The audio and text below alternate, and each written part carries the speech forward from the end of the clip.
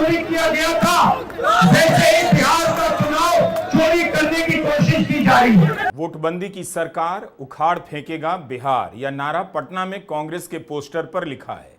राहुल गांधी ने बिहार के voter list की लड़ाई को हरियाणा और महाराष्ट्र के चुनावों से भी जोड़ दिया। कहा कि महाराष्ट्र के चुनावों में चोरी की गई और अब बिहार के चुनाव में चोरी का प्लान है। राहुल ने कहा कि चुनाव आयोग बीजेपी आरएसएस की तरफ बात करने लगा है। 24 जून को चुनाव आयोग ने वोटर लिस्ट के गहन पुनरीक्षण का अचानक आदेश दिया और अगले दिन से यह काम शुरू हो गया। बिहार में महागठबंधन ने 27 जून और 28 जून को तृणमूल कांग्रेस ने प्रेस कॉन्फ्रेंस की। उसके बाद विपक्षी दलों के सांसदों और नेताओं ने दिल्ली और पटना में चुनाव आयोग से मुलाकातें की और अपने सवाल आयोग के सामने रखे, लेकिन जब जवाब नहीं मिला तो महागठबंधन पटना सहित बिहार की सड़कों पर उतर गया।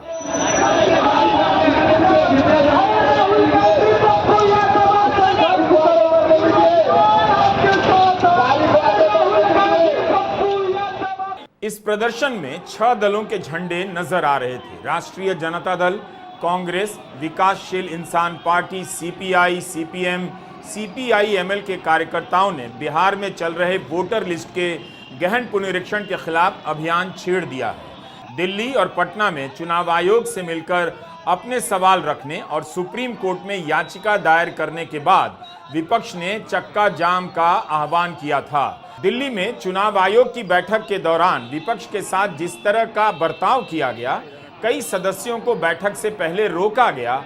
विपक्ष भी अब खुलकर चुनाव आयोग को लेकर हमलावर हो रहा है। उसके बाद दस्तावेजों के आधार पर नाम काटने की प्रक्रिया शुरू होगी। कई लोगों ने सवाल उठाया है कि फाइनल लिस्ट आने के पहले मतदाताओं के पास अपील करने के लिए पर्याप्त समय नहीं होगा। अगर किसी का नाम कट गया तो उसकी सुनवाई भी नहीं हो सकेगी, क्योंकि ड्राफ्ट वोटर लिस्ट और फाइनल वोटर लिस्ट के बीच समय बहुत कम है।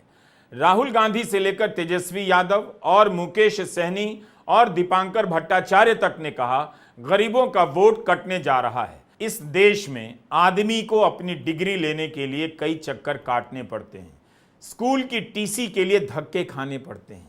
जो आदमी कागज नहीं जमा करवा पाया, उसे कितने धक्के खाने होंगे। 1 अगस्त से 1 सितंबर के बीच बिहार का आम मतदाता कहां से दस्तावेज लेकर आएगा?